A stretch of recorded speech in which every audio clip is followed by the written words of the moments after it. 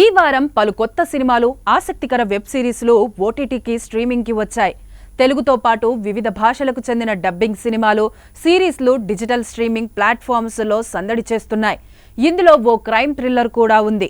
గత నెలలోనే థియేటర్లలో రిలీజ్ అయిన ఈ మూవీ సూపర్ హిట్గా నిలిచింది. ఆసక్తికరమైన కథా కథనాలు, ఉత్కంఠభరిత సన్నివేశాలు, గ్రిప్పింగ్ స్క్రీన్ ప్లే, ఊహించని ట్విస్టులు ఆడియన్స్కు మంచి థ్రిల్ అందించాయి. టాక్కు తగ్గినట్టుగానే బాక్సాఫీస్ వద్ద ఈ క్రైమ్ థ్రిల్లర్కు మంచిగానే కలెక్షన్లు వచ్చాయి.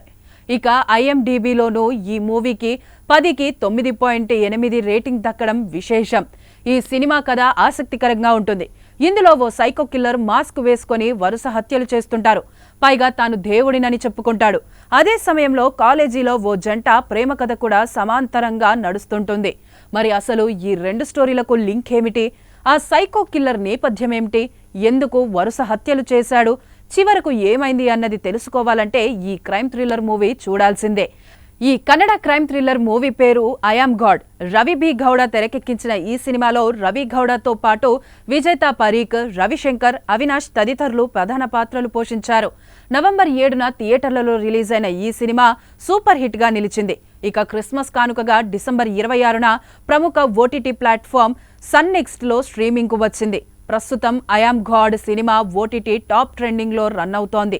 ప్రస్తుతం ఈ మూవీ కేవలం కన్నడ వర్షన్లో మాత్రమే అందుబాటులో ఉంది. అయితే ఇంగ్లీష్ సబ్ టైటిల్స్ అందుబాటులో ఉన్నాయి కాబట్టి మూవీని అర్థం చేసుకోవచ్చు.